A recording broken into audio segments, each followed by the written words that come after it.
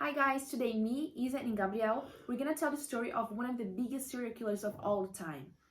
His name is John Wayne Gacy, better known as the Killer Clown. Born May 17, 1942 in Chicago, he and his siblings suffered constant abuse from his father, who was an alcoholic and homophobic. He was very close to his mother, and he always wanted to make his father proud of him, but he always was ridiculed and attacked by him for anything. When he was 9 years old, he was molested by one of the family's friends who took gas from rides in his truck and played him inappropriately.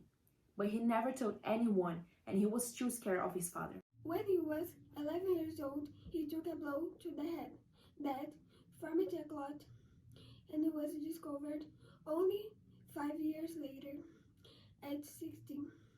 The doctor trying to explain to his father that the case serious, that is not a joke, and that it was nothing faked. A few years later, to try and escape the environment, he moved to Las Vegas and ended up working in a morgue. He left work a few times, not earning very well. One day, he had a corpse of a teenager in a coffin and Joe practiced necrophilia with the body. After that, he moved to Springfield, a city in Illinois, where he married at age 22.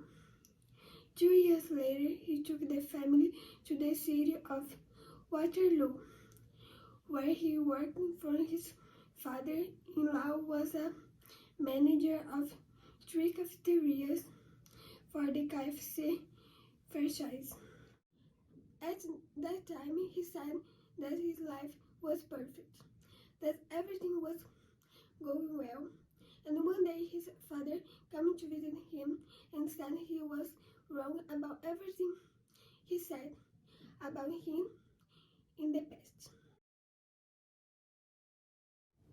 For Gacy, his life was not 100% enough. At the time, he started drinking, using drugs, and cheating on his wife. And even he opened a bar in the basement of his house where he invited cafeteria workers to drink in addition to employ teenagers that he was trying to get them drunk and try to do something with them.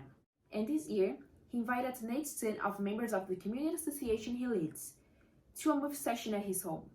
When he arrived, he tried to get the boy drunk and rape him. But as it wasn't working, he tried to give the boy money to not tell anyone about it. But the boy didn't shut up, and John got 10 years in prison for abuse. Shortly thereafter, his wife separated from him and went to live elsewhere with their children.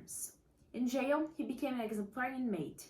Everyone liked him, and several people even said that he improved their lives.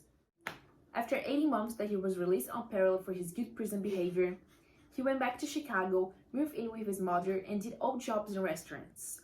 Not a year after his release, he was charged again, and this time with raping a teenager, but the charge was dropped when the young man did not appear in the count. Gacy got married, moved to another house, and started a construction business that worked out very well. A while later, he raped one of his employees on a business trip. He showed up at his house and beat him up. John's image was a little bit bad, and then to try to improve that, he joined the Jolly Jokers, a charitable group of businessmen who dressed up as a clown to cheer up children in hospitals, orphans, and stuff. Thus emerged Pogo the clown that Gacy incorporated when he animated children's parties. I really can't understand who was excited to look at this man, but who am I to judge?